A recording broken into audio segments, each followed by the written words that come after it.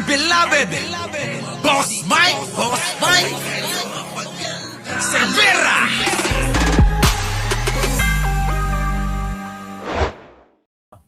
Grabe, no? Grabe. Wala pa pala ako sa stage, mga kababayan. Grabe, no? Alam nyo ba, mga kababayan, teka nga muna, batiin ko nga muna kayo kung okay yung aking audio. Okay ba? Okay ba yung aking audio, mga kababayan? Para makabati na po ako sa inyo ng maayos. Kasi ang dami kong ikikwento sa inyo. Oo, ha? Ang dami kong ikikwento. Grabe. Oo, okay yung audio. Yan, mga kababayan. Magandang umaga, magandang hapon, at magandang gabi sa amandako ng mundo. Naroon kayo. Siyempre, magandang buhay na rin para sa ating lahat, mga kababayan. At eto na nga, mga kababayan. Alam nyo ba? Oo, alam nyo ba? Ang nangyari kahapon, ako'y talagang nagtataka na eh. Habang pinapanood natin at galing ho ako rally, galing ako rally dahil medyo may dadaanan pa ako. Siguro mga dalawang oras mahigit kami ron. Kasama ko si Mima, si Maring Jen, at saka si yung aking bunso. So magkakasama kami doon. Si Mima pinag-iinitan ng mga Duterte, Duterte taong grasa. Kaya inassist ko na sila, sabi ko, tama na yan, tara na, dala-dala ko yung placard, mga kababayan, na impeach Sara. So dinaanan namin, gitna ng mga, siguro mga may 15 na mga DDS na mga nagrarally, yung mga taga-suporta ni Digong. Tingin na sila sa amin, ginitnaan namin ganon. So sa madaling salita, nakalis na kami. So nung nakauwi na ho kami, mga kababayan, eto na nangyari. Oo, may si Arnold Lopez nag-chat yata sa akin. Sabi niya, hinuli na si Bato. Nasa meeting pa ako, mga kababayan. Hinuli na raw si Bato, sakto mga kababayan, Nung hinuli na si Bato, akyat ako, mga kababayan, iniwan ko yung meeting sa ibaba. Nanood ako ng TV, ay oo nga. Habang tumatagal, napapansin ko, mga kababayan, hindi ganito ang pag-aresto. Ewan ko kung mapapansin nyo doon, Sinasabi ko, bakit parang antagal? Kasi kung aarestuhin yan, dapat mabilis lang yan. Oo, hindi aabot ng 30 minutes, hindi aabot ng 15 minutes, saglit lang yan, dadamputin lang yan eh.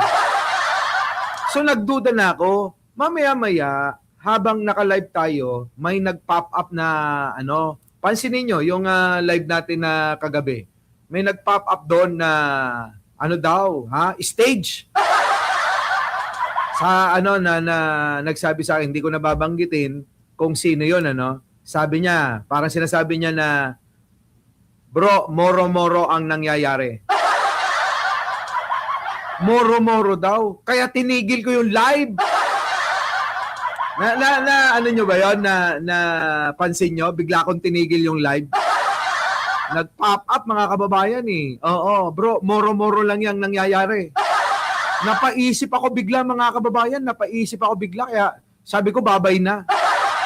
So, eto na ngayon, mga kababayan. Eto na.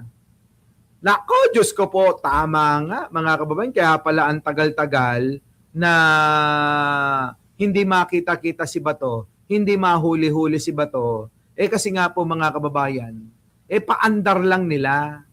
Moro-moro, mga kababayan. Sino ba naman ang hindi maniniwala ron, Tignan nyo, mga kababayan, may mga pulis, may sinasabing mga taga-NBI, may sinasabing mga sundalo. Talagang maniniwala kang totoo. Di ba? Tapos, mga kababayan, doon naman sa labas, abay talagang, pinapakita habang nakabidyo, nagwawala na yung taga-suporta ni Bato. Oo, mayroon pang sumisigaw doon na, pinatay na nila si Bato! Pinatay na nila, walang ya sila. Yun namang si Boy Lighter, pinasasugod na yung mga tao. Sugod! Sugod sa loob! Pasukin natin! Ganun naman mga kababayan yung eksena sa labas. Talagang talaga mga kababayan, naka-organize yung plano. Ito naman putang inang si Bato, may paiyak-iyak pa to, may pagpapaawa pa. Oo. So ngayon ito. Nag-overtake ng husto si Bato. Tatanga-tanga to si Bato, nag-overthink. Oo. Dahil nga ho hindi na pagbigyan yung kanyang TRO, inisip niya na talaga yan na ganito gawin natin. Gagawa ng eksena ayon sa ating bubwit, mga kababayan. Gusto niyo basahin ko? Ito mga kababayan, taga Mindanao ito. Taga Mindanao itong kausap ko namang isa na to. Babasahin ko sa inyo mga kababayan. Sabi ho ng ating source. Ayan mga kababayan. Sabi ng ating source. Oo. Ito. Yan. Yan. Papakita ko sa inyo. Yan yung source natin bakit? Bakit nawala, Boss Mike? Dali. Ayan. Yan yung source natin Babasahin ko Babasahin ko. Ito para mas maliwanag. Ito. Boss Mike, pinatay ang ilaw para hindi sila makita. Pero ang ingay naman nila. Mali ang direktor at ang script. Totoo nga naman mga kababayan, pinatay nila yung ilaw. Tapos ang iingay naman nila, ang katwiran nila, bakit nyo pinatay yung ilaw? Para hindi kami makita. Pero mga kababayan, ang iingay nila, nagsipag-live pa. Di ba mga kababayan? Ang iingay nila at nagsipag-live pa. Pero ito matindi. Ito matindi, magtataka kayo. Bakit ho? Kung talagang huhulihin si Bato, bakit hindi nila kasama itong grupo nila? Itong sila Peter Cayetano. Sila Alan Cayetano, Alan Peter Cayetano. Ito hong sila Pia Cayetano. Itong sila Bongo. Bakit hindi kasama? Bakit humiwalay si Bato de la Rosa at si Robin Padilla? Nakuha nyo mga kababayan, bakit humiwalay? So eto ang sabi niya. Eto pinatay pinatay ang ilaw para hindi sila makita daw. Pero ang ingay naman nila, mali ang director at scriptwriter. Ang totoo diyan, eto na. Ang totoo diyan, Boss Mike, plano tumakas ni Bato. Plano tumakas ni Bato kasi pag makauwi siya ng Mindanao sa amin, safe na siya. Pero nabigo ang plano ni Bato na pag-escape and invasion kasi maraming pulis sa labas, baka makita siya, mahuli siya. Nagplano, natakot din mga kababayan. Bakit halos lahat ng grupo, eto na, bakit halos lahat ng grupo na senador nasa isang lugar? Pero si Bato, si Robin, lang ang wala. Dapat hindi siya lalayo kay Senate President kung tunay na aarestuhin siya. Grabe mga kababayan, Grabe, ang Pangulong Bongbong Marcos pala naka-monitor. Binabantayan ho ang mga nangyayari. Sabi nga namin, puting kung titignan mo, parang totoo na, matutuwa ka na si Bato raransakin. Ang Pangulo biglang nagsalita. Mga kababayan, ang Pangulo, pakinggan natin ang Pangulo, na-upload ko na ho ito kagabi, in-upload ko na, pero eto ho, pakinggan natin ang Pangulo bago natin balikan ang mga nangyari sa Senado. Pasok, Mr. President. Sabi po, mga minamahal kong kababayan, Ako'y nais magbigay ng isang statement tungkol sa mga pangyayari sa Senado ngayong gabing ito. Noong 2 oras kalahati ko na minomonitor ang sitwasyon. At nung una kong nabalitaan na naputukan, ay ang una kong tinawagan ay si Sec. John Vic Remulla ng DILG.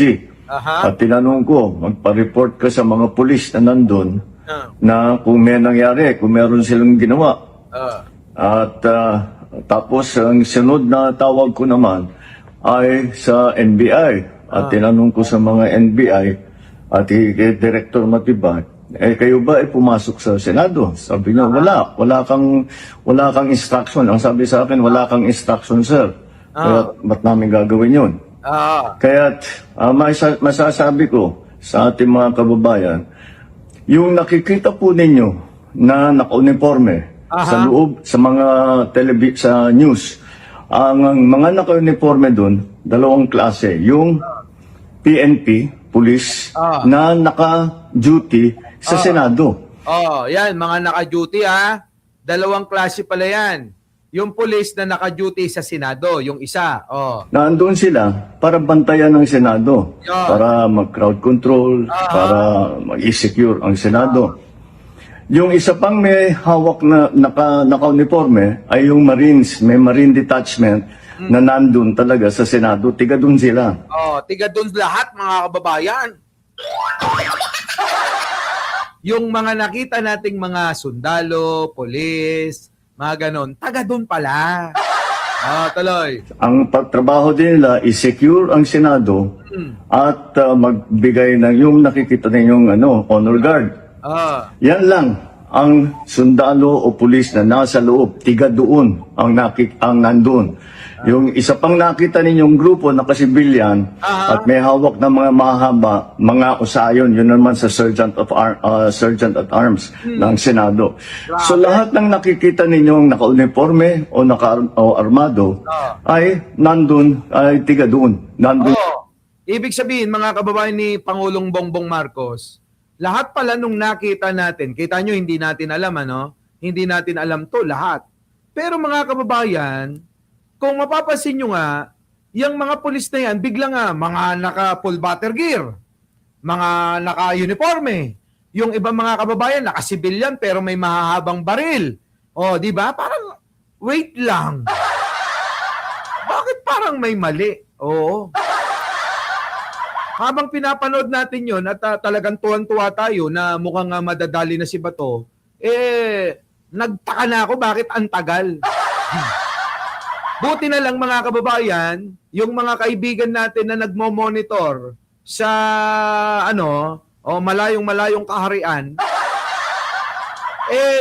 nag-message sa akin. Walang yan mga kababayan, Ay! Buwisit talaga, napaka-buwisit, Pero nung, napanood ko na nga ito, ni Pangulong Bongbong Marcos na ito, doon ko na napagtanto. Putang ina, niyari tayo. Putang ina, mga kababayan, grabe ang kademonyohan ng mga hayop na to. Biruin ninyo mga kababayan ko, sa kabila ng isang tao na para bang pag-aari na nila yung Senado. Baka nakakalimutan nila pag-aari yan ng mamamayang Pilipino. Abay, mukhang pribileyo lang ni Bato. Tuloy. Sila talaga, doon sila nagjo-duty. At isa pa ay nais kong maibida sa inyong lahat. Wala pong instruction kahit na kanino na hulihin si Senator Bato. Yon! Wala pala! Wala palang instruction Si Bato pala may kasalanan din, nag-overthink ka. Kaya kung ano-ano na naisip mong hayop ka. Pinagbibigyan pala yung gusto mo Mali ka. Di ba nanawagan ka kay Manong Bongbong na sabi mo, Mr. President, wala naman tayong masamang, hindi naman masama loob mo, hindi rin naman masama loob ko sa'yo. Wala naman akong kasalanan sa'yo at wala ka namang kasalanan sa akin. Huwag mo sana akong hayaan na ipadala sa The Hague. Pinagbigyan naman pala. Kaya nga ba hindi nagbigay ng instruction para hulihin ka? Tapos, sobrang nabaliw ka lang, parang si Sarah. Nag-overthink ka ngayon. Tingin ko mga kababayan matagal ng plano ito. Hindi lang kahapon ginawa yung plano. Ha? Ako naniniwala. Matagal na nilang pinanano yan. Hindi lang kahapon nangyari yan. Kasi, alam nila yon na, hihingi pa sila ng TRO. Kapag ka pinagbigyan, masaya ang buhay. Kapag ka hindi, mga kababayan, yun na yung gagawin na nila. Kailangan nila na gumawa ng eksena para maitakas si Bato. At marami ngayon ang naglilitawan na nagbibigay ng kanilang mga pananaw at may mga nagtitip pa sa kanila, yung mga parang tayo, no? May mga kung may Tweety Bird, may puting palaka, may merong puting kabayo ni Mark, at meron naman tayong bolang kristal. So ngayon, mga kababayan ko, eto mamaya, ikukonekta natin yung mga pinost ng mga merong mga Tweety Bird sa loob mismo ng Senado, mga kababayan. Sige, tuloy. At ang nangyari, ang NBI, sinabihan ko nung lumabas yung resolution ng Supreme Court, mga alas 4 yung kaninang hapon, ay sinabi ko, umalis na kayo dyan. Nag-comply naman sila. Kaya nung kausap ko si Director Matibag, sabi niya walang NBI doon, nandito lahat kami sa opisina. Yan. At ayun po, dahil kong mapaalam na sa lahat ng ating mga kababayan, itong pangyayari na ito, ay tayo maging kalma lang po. Nakausap ko na si Sabi, kalma lang po. Kita niyo naman si Pangulong Bongbong Marcos, Kalma lang daw, kalma. Oo, sabi ni Gloria Smooth, what happened to your dreams? Kasi alam nyo, yung minsan yung panaginip natin nagiging bangungot. Kita nyo yung nangyari kahapon, bangungot akala natin yun na yung panaginip natin, hindi pa pala. Meron pa, hindi pa dumarating yung panaginip natin. Akala natin yun na yun Nakita nyo, di ba? Nakita nyo? Tuloy. Kalmado lang daw tayo, kalmado lang. Senate President Alan Cayetano. At nag-usap daw sila. Nag-agree kami. We agree that the thing to do now is to tell our people all to calm down. And we will get to the bottom of this. Alamin natin kung sino ang gumawa nitong gulo na ito. Patay kayo dyan! Patay! Ano sabi ni Pangulong Bongbong? Alamin natin, kung sino ang gumawa ng gulo na ito. Nako ba to? Kung malaman na may kinalaman ka dyan, sa palagay mo, pagbibigyan pa yung hiling mo? Sa palagay mo, magiging kalmado pa si Pangulo? Dahil tingin namin, mga kababayan, talagang pagbibigyan si Bato ni Pangulo Alam nyo naman ang Pangulong Bongbong Marcos, sobrang bait. Di ba? Sobrang bait ni Pangulo. Parang pagbibigyan ho talaga Pagbibigyan. Kaya lang, mga kababayan, mukhang kung lalabas may kinalaman si Bato dito, sa palagay nyo ho, pagbibigyan pa kaya? Sa palagay nyo, mga kababayan, kung si Bato de la Rosa mapapatunayan sa investigasyon na may kinalaman talaga o kasabot siya sa nangyaring kaguluhan kagabi dyan sa Senado, na parang tila ba gustong palabasin na walang kwenta ng gobyerno, para bang ang ibig sabihin gusto nilang palabasin, nag-aaway ang Senado at ang gobyerno. Tingin ko baka hindi na yan pagbigyan, mga kababayan. Ang Pangulong Bongbong Marcos, mabait ito eh. Sabi ko sa inyo, sobrang bait. Oo, sa sobrang bait niya, tingnan nyo mga kababayan, ano? Wag kang pakakasiguro.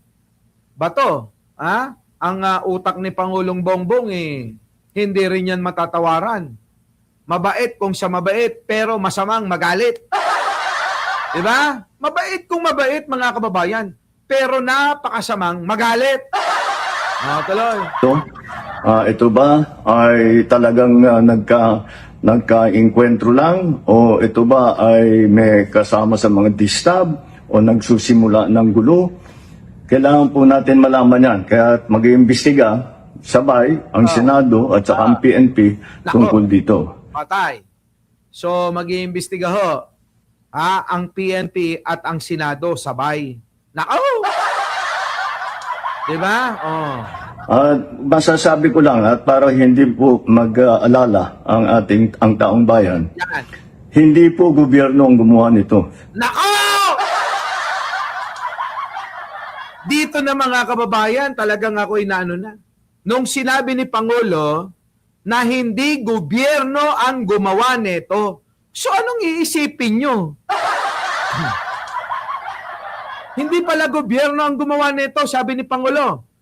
Sinisigurado daw niya, hindi gobyerno ang gumawa nito. So, ibig sabihin, kung hindi gobyerno ang gumawa nito, kung walang alam ang Pangulo, walang alam si John Vic Remulla, walang alam si Melvin Matibag ng NBI, sino ang may gawa? Sino ang pasimuno? Sino ang utak? Nako, yari kayo kay Pangulong Bongbong. Maniwala kayo, ha? Oo. Extraction move. Oo, parang yung pelikula, no? Ang taong bayan, hindi po gobyerno ang gumawa nito. Nako, patay. Walang pumasok na tigalabas, na sundalo, na militar, na NBI sa Senado. Walang pumasok na militar, sundalo, pulis, NBI sa Senado. Wala!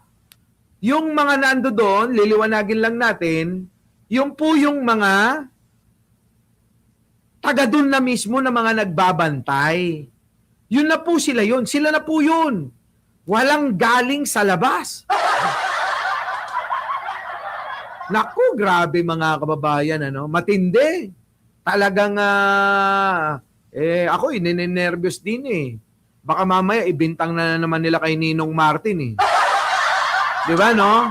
Nandyan ba yung mga Martinico, no? Tangina yung mga yan, ibibintang na naman kay Martin to eh. Buti na lang mga kababayan. Nilinaw ni Pangulong Bongbong Marcos. Kita nyo?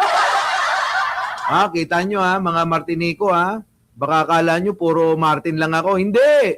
Kapag ka may mali, may mali. Di ba? Kapag ka kailangan natin na itama natin.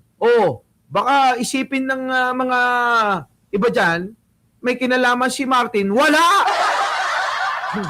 Walang kinalaman yun, mga kababayan. Hindi gagawin ni Martin Romualdez yun. Bakit?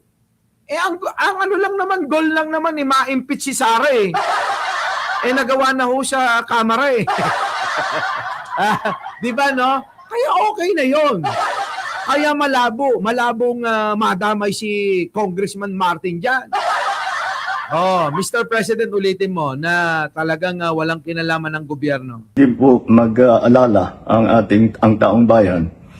Hindi po gobyerno ang gumawa nito. Mag-alala ang taong bayan. Hindi po gobyerno ang gumawa nito. Ang taong bayan. Hindi po gobyerno ang gumawa nito. Hindi po gobyerno ang gumawa nito. Walang... Kita nyo? Inulit-ulit ko na Grabe, no, mga kababayan, ano? Talagang si Pangulo matalino, no? Matalino. Biruin nyo, kalmado lang. Nakaupo lang ganyan, nanonood-nood lang sa mga balita. Tinitignan-tignan lang, no? Tinitignan-tignan. Tapos, Director Melvin, ano ba nangyayari dyan? Bakit meron daw kayong mga tao dyan sa loob ng ng Senate building. Mr. President, wala po. Ang ating mga tauhan, civilian na nandiyan dyan, wala hong mga baril yan. Yung mga nakikita nyo ho dyan, hindi ho ko alam kung sino yung mga nagpakana niyan. Bakit may mga NBI daw doon? Ang mga tao nating mga civilian ay nasa GSIS building. Nandoon lang sila at mga walang baril. Tingnan nyo, putang ina.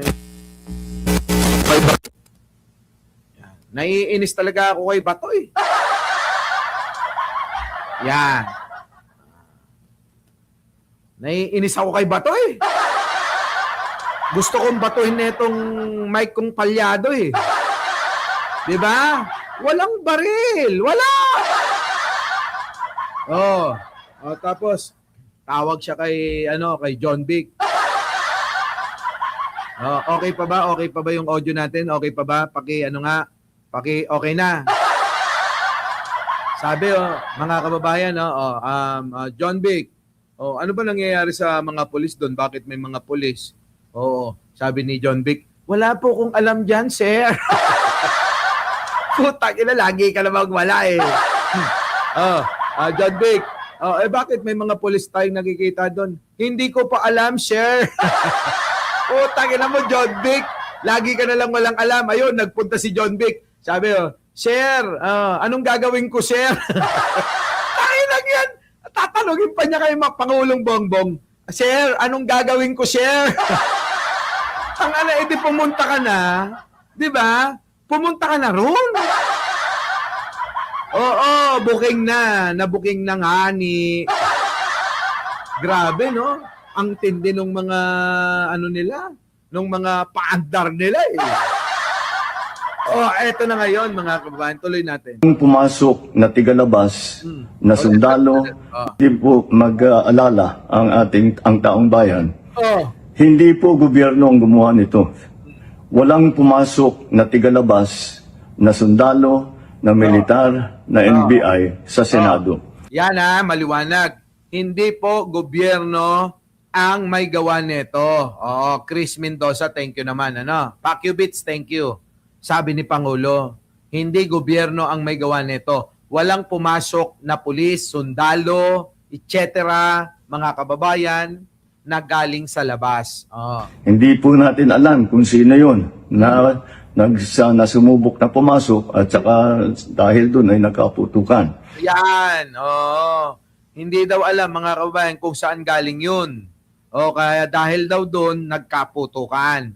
Aalamin po natin. At kinukuha po natin, kinukulikta natin ngayon lahat ng ebidensya na nandiyan. Maraming salamat po. Kalma lang po. Asahan ninyo yung gobyerno po ninyo. Hindi gagawin ito. Kita nyo? Kalma lang po. Asahan po ninyo na ang gobyerno po ninyo ay hindi po gagawin ang mga bagay na yan.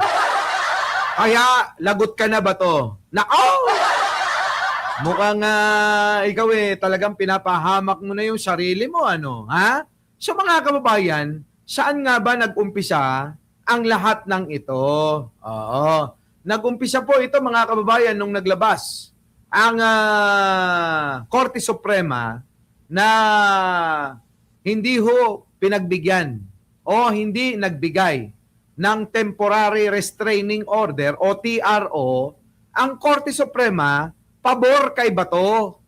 Kaya ho, mga kababayan, maaari po talaga na siya ay damputin o hulihin. Ano po?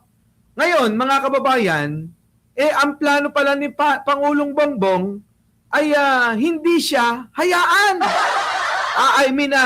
Hindi siya hulihin, kundi hayaan.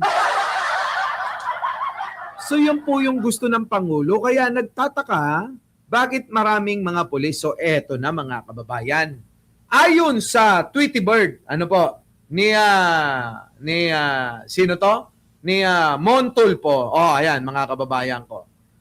Basahin natin, ha? Basahin natin to, ha? Thank you, Chris Mendoza. Eto na. Ito ang tunay na nangyari. Naku po, Diyos ko, pakinggan natin. Bigyan natin to ng reaksyon, ha. Ito ang tunay na nangyari. Siya putukan sa Senado kagabi. Ayon sa aking Tweety Bird. Nako. Ang 37 gunfire, yung putok ng baril. Came from personnel, galing daw po sa personnel o staff ng Senado, ng Sergeant at Arms under Mau Aplaska. Mga kababayan, the 37 shots fired came from personnel of the Senate Sergeant at Arms under Mau Aplaska. No shots were fired by NBI agents. Tulad ho ng ibinibintang nila sa NBI, etong si putang inang Aimee. Mga kababayan ko, si Aimee mahabang baba na sinungaling ang putang ina. Kakasinungaling pahaba ng pahaba yung baba na pinapakalat na galing daw ho sa NBI yung pong pagpapaputok ng baril. Maraming beses. Kaya ho nagwawala yung mga bobo, tanga, mangmang, nakarinig lang ng baril. Sabi nila, pinatay na nila si Bato! Nagwawala na yung mga sinto-sinto, mga kababayan, ano? So ngayon, eto na. Sino nga ba? Etong si Mau Aplaska, mga kababayan. Sino ito? Si Aplaska, at si Bato ho, ay magkaklase sa PMA, mga kababayan. Mista. Magmista sila. Aplaska and Bato were classmates at the Philippine Military Academy, PMA. Nakita nyo, mga kababayan ko? Mag-classmate, mista. Magmista. Senate President Alan Cayetano, putang inan to.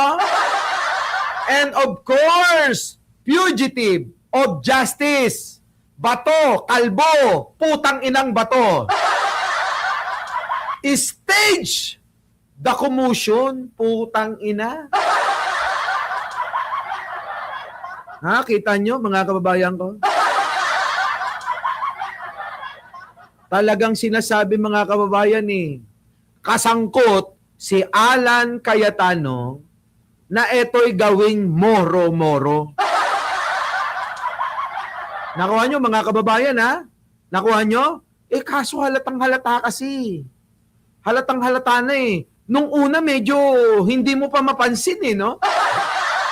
Pero nung tumatagal-tagal na, putang na, bakit ang tagal nito? Bakit hindi mahuli-huli si Bato? Sabi pa nga ng iba, may mga nag-post pa, mga kababayan, na ay tumakas daw, nakatakas na daw si Bato. Totoo nga naman na yun talaga ang plano. Patakasin si Bato, makapunta na ng Mindanao at hindi na, mahihirapan na hong mahuli. Ngayon eto, mga kababayan ko, sinasabi ho rito na kasangkot daw ho ang Senate President mismo dito sa Moro-Moro na paglusob daw diyan po sa Senado. Grabe, no, mga kababayan, ano? Ngayon, eto na. Kung ito ay ginawang palabas, stage, palabas itong komosyon na ito, itong nangyari sa loob mismo ng Senado at sangkot itong Alan Peter Cayetano at itong si Bato de la Rosa at yung iba pang mga kaalyado na mga putang ina na ginawa talagang kahiya-hiya ang Senado rito. Akala kasi nila lulusot, mga kababayan. Ito po ay mga aksyon na ho ng mga desperadong tao. Sa sobrang desperado na ho nila, na talagang si Bato, alam nila na talagang ito'y pwede nang hulihin anumang oras kapag hindi napagbigyan yung Temporary Restraining Order o TRO na galing dyan po sa Korte Suprema, ay ito na ho yung resulta ng kanilang pagkabahala, kanilang pagkadesperado, gumawa na ho ng mga ganitong mga moro-moro na palabas para palabasin na si Bato de la Rosa ay isa pong inaapi, inaaway ng gobyerno na tila ba ginigipit.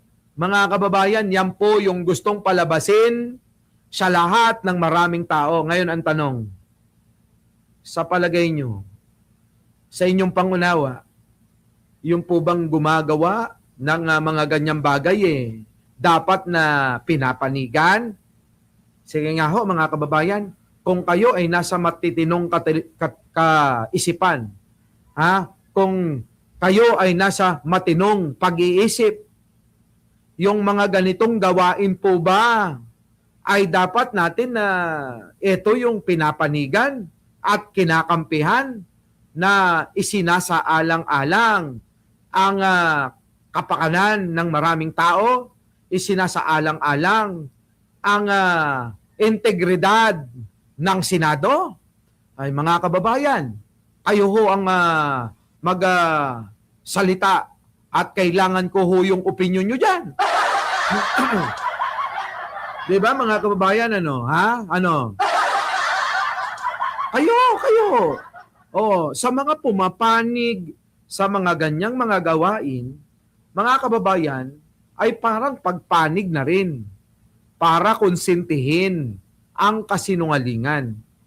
Mga kababayan, wala hong silbi na ho yung ating mga ginagawa na pagpapapuri sa Amang Lumikha, sa mga pagsisimba natin, at sa mga naririnig nating aral sa mga pare, sa mga pastor, at sa kung saan mang ministro, kung anumang katawagan ninyo. Mga kababayan, mawawalan ng saysay, mawawalan ng silbi ang mga payo, mga aral na binibigay sa inyo. Kung tayo ay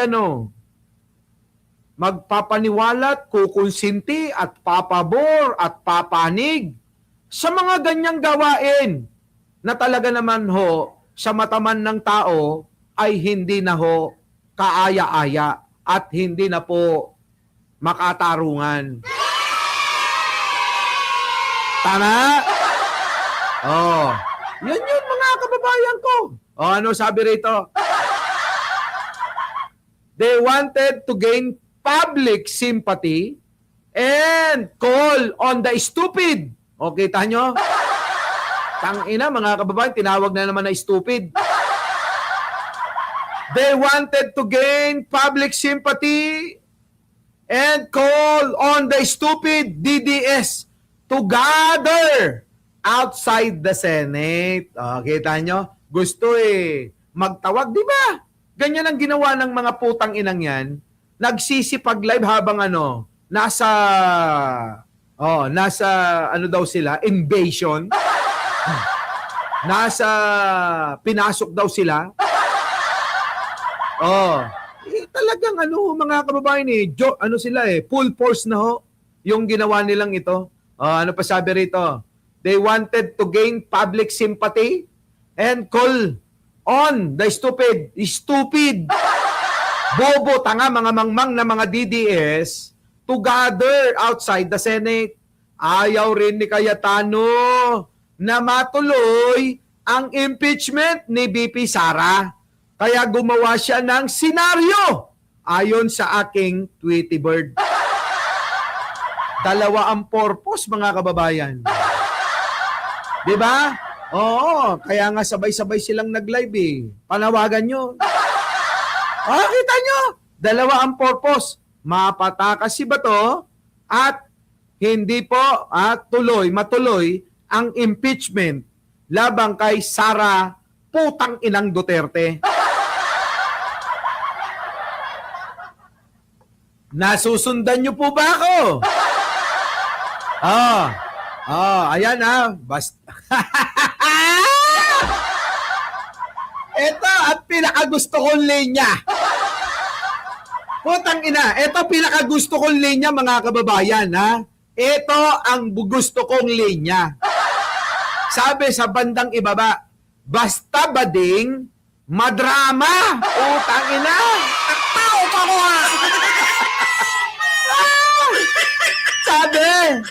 Sabi sa dulo. Ito sa lahat mga kababayan, ang pinakagusto kong linya. Ha? Sabi rito, basta bading, madrama. Puta, sino kayang tinutukoy na bading? Paki-comment naman ho, mga kababayan ha. Oo, sino ang tinutukoy dito sa inilathala ni Ginoong Ramon Tulfo, mga kababayan, ano? Sino din sa sino ang tinutukoy? Sino ang tinutukoy sa nilathala ni Ramon Tulfo? Oo. Ha? Sino ho ang tinutukoy na bading? Sino ang bading? Nakita nyo naman, di ba? Sabi ko sa inyo Walang ya. So yan, mga kababayan. Oo. Our beloved Boss Mike.